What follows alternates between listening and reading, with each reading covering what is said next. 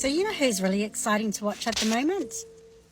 There's a West African president by the name of Ibrahim Traore. I do believe he's the president of Burkina Faso. So it's like one of the richest countries in the West Africa region. So he's a guy to watch.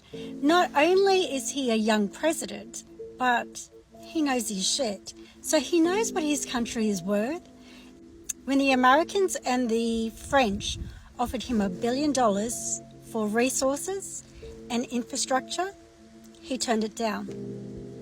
Secondly, he removed the French from his land and their military bases, along with the Americans, and said no more. You don't get to come into my country and rape and pillage my resources. So what he wants in the summary is that he wants better negotiations for his country as well as the resources. So he's done the hard job. He's gotten rid of them. Secondly, he's working very closely with President Putin, the bad guy. He's not the bad guy, not even close. He's a guy that wants to have good negotiations with other countries that have been raped and pillaged for centuries. And it's a fact, it's been centuries. All these African countries that should have been prospering from their resources have not. They've not. So, what he wants, he doesn't want breadcrumbs anymore. So when they offered him $1 billion to take for infrastructure and roads, he said no, because he knows that his country is worth trillions of dollars, not billions, but trillions. Secondly, what's happened is the French have sent their corporations, companies, into African countries and extracted the minerals and the resources from the country, benefited, profited, and then banked it in a French bank under a French currency. So while the French are getting richer off the resources of Africa, Africa is remaining the same.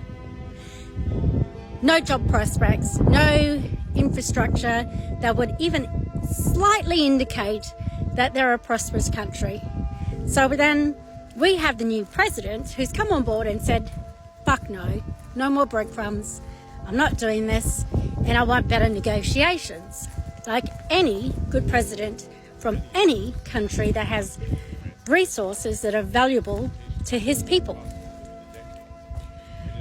So Putin has now come on and started mentoring him. Not only is he mentoring him, but he's waking up African countries and saying, hey, your resources are worth trillions of dollars. How about we negotiate for the better of your people? And not rape and pillage, but let's make better deals. Now, if that isn't integrity, now I don't know what is. And some of you are going to make so many bullshit comments in favor of your country because you don't want to see your country in a negative light. But it includes mine as well. Our Prime Minister is weak as piss. Absolutely weak. And he's not the only one that's been weak. There's plenty of them. So, if we look at a young president who's come from nothing, but has done everything with integrity for his country, including being a part of a coup. Sometimes we need a coup to get things done. And he's one of 6 countries in Africa that's done that. So I have absolutely no issue with that. And so he's the next guy to watch. I hope that he truly does do well for his country and that they prosper, and rightfully so. They should have been prospering 50 years ago. Not only has he given farmers equipment, but he's also on a wage, on a captain's wage. He doesn't get tailored suits. He's not flying around in expensive jets. He's not buying homes in Stockholm, Germany, or Switzerland. He's staying put. He drives around in a military car, and his uniform is his military uniform.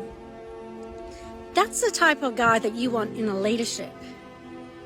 And who cares what background or what interesting past you've had? If you've got integrity, I want that person representing me, because I don't want a career politician who's done nothing but line their pockets. So I think we all need people like Ibrahim Traore. We will break every tie that has kept us in slavery. What an iconic statement, with another move, the creation of a new currency. Captain Traore says the plan is to break all ties that have kept the country in slavery, and we can all agree that the CFA franc, the currency that is currently being used by 14 African countries, including Burkina Faso, is something that has kept these nations in slavery. Created in 1954 as a currency for all its African colonies, France used this currency to maintain significant economic and political influence over Africa because it had control over the currency's convertibility and monetary policy. This means that with the aid of the CFA franc, France could manipulate the money supply, interest rates, and currency valuation across Francophone Africa all the way from Paris. In addition to this, France also controlled the money reserve of Francophone Africa because Francophone Africa was required to, at first, put 100% of their money reserve in France's bank. Later on, it changed to 70%, and it is currently 50%. That Francophone Africa couldn't print or issue currency, they couldn't control monetary policy without approval from France, and they had to keep half of their money reserves with France. For decades, the use of CFA franc by African countries, which are supposed to be independent, has been heavily criticized, but France has repeatedly defended the currency, saying that it is necessary to promote monetary stability, facilitate economic integration, and enhance overall economic performance. Supporters of the CFA franc also argue that the currency is a useful buffer against inflation because it is pegged to the euro. However, according to Senegalese economist Ndongo Samba Sylla, who is head of research and policy for Africa at International Development Economics Associates, the CFA was created not for the benefit of African states, but for France to protect itself against the rise of the United States dollar. France will be suspending all development assistance and budgetary support operations in Burkina Faso until further notice, the statement reads. This declaration has been received with mixed reactions among Africans, many of whom perceive it as ironic given France's history of economic exploitation of Burkina Faso over the decades. An illustrative example is France's annual provision of a mere $100 million in developmental aid to Burkina Faso, while concurrently withdrawing approximately $200 million from Burkina Faso's foreign reserves annually through the utilization of the contentious CFA agreement. Ibrahim Traore, the president of Burkina Faso, chooses not to prioritize luxury.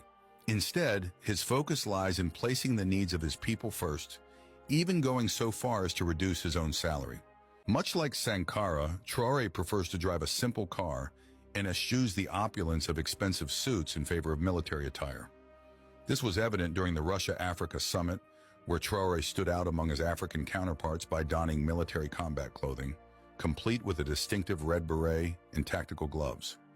Moreover, Traore's refusal to accept a president's salary and his steadfast commitment to maintaining a salary as a military captain serve as a poignant testament to his unwavering commitment to serving his country.